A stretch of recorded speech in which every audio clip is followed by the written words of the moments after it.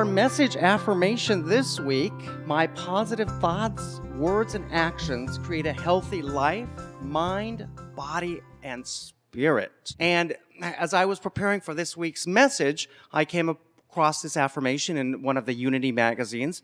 And a lot of what I wanted to talk about today was change, and the fact that to get through change, to get through these issues of change that we all face, we need to arm ourselves with positive thoughts, words, and actions, because that is what is going to create for us a healthy life, mind, body, and spirit.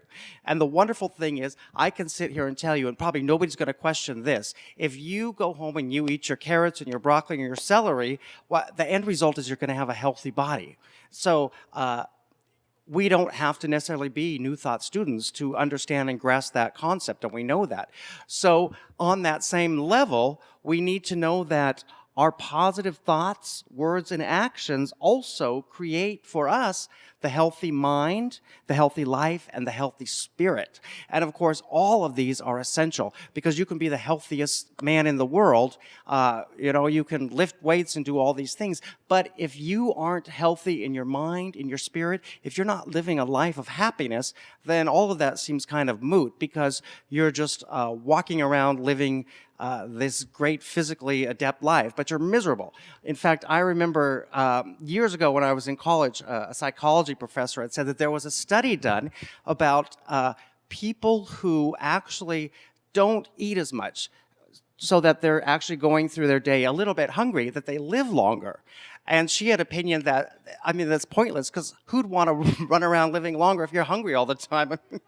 It seems that it makes more sense to satisfy yourself and live a life that is a little bit shorter, having the quality over the quantity.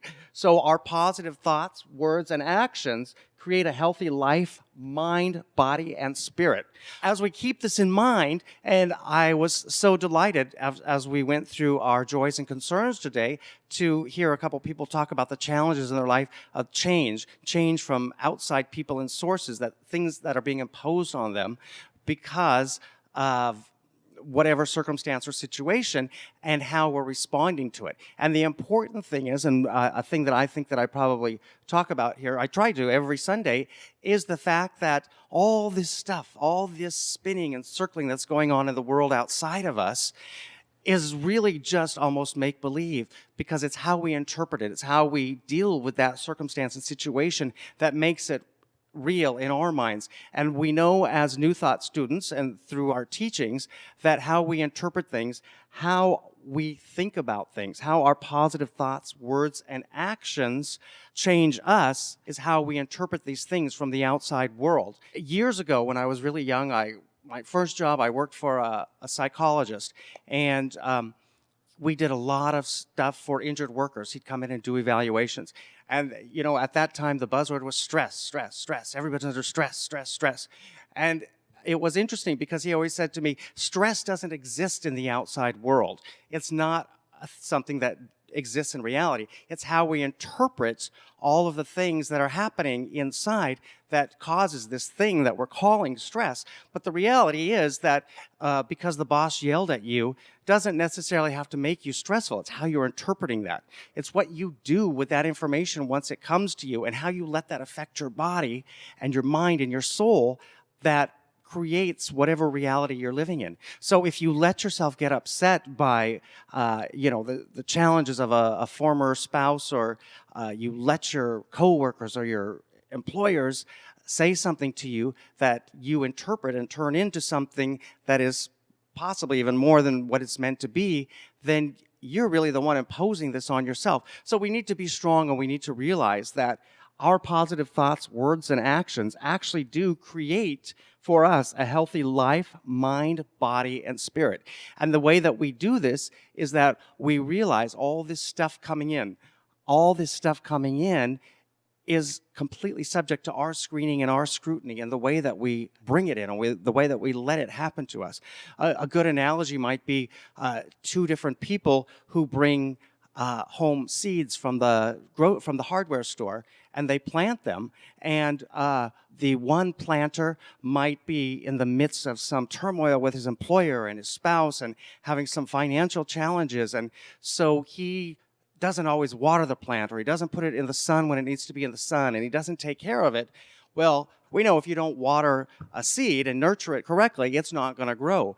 Whereas the other farmer who brings home, or the other grower who brings home the seed, he possibly has the exact same circumstances and situations going on, but he's not going to let it affect him. He's going to say, regardless of all this stuff that's happening in this outside world, all these circles going on that I don't have to let into my own mindset, my own frame of being, I'm going to continue to water that plant like I'm supposed to. I'm going to put it out in the sun and bring it in.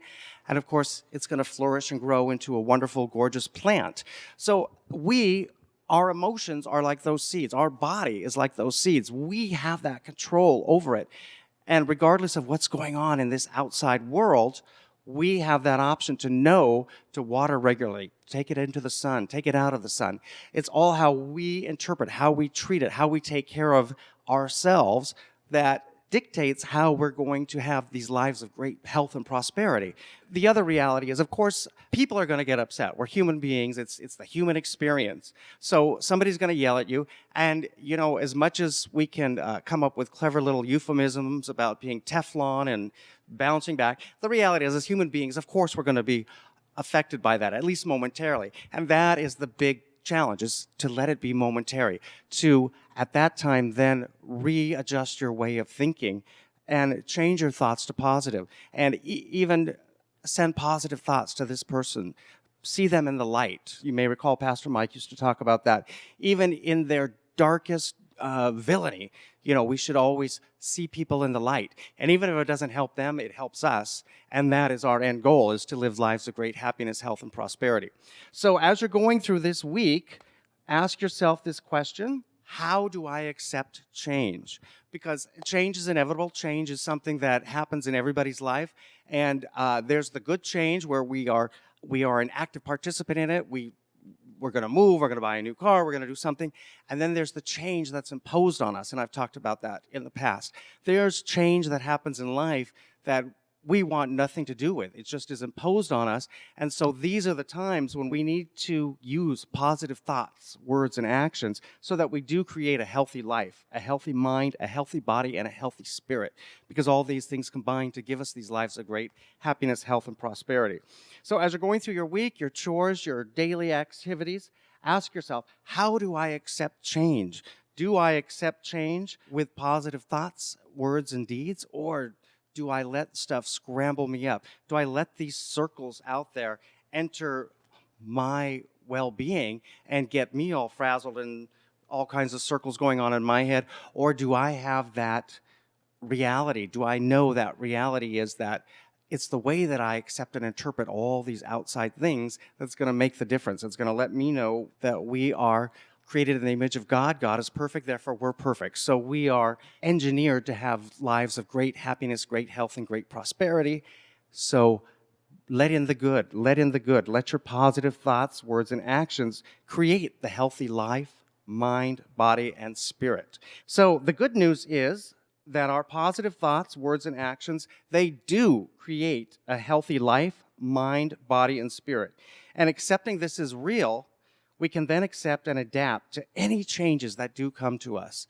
So in order to adapt to any changes that come to us seamlessly, we need to hold on to our positive thoughts. We need to walk through every circumstance and every situation thinking positively, knowing that God is the source of our supply for our good health, for our good prosperity, for our good stable thinkings, for us to not be affected by these things, all these things happening in the outside world. These things do create a healthy life, mind, and body and spirit. So accept that as real as you go through your day. In every circumstance, in every situation, you have the control over yourself. And go through the week and know that and own that and believe that.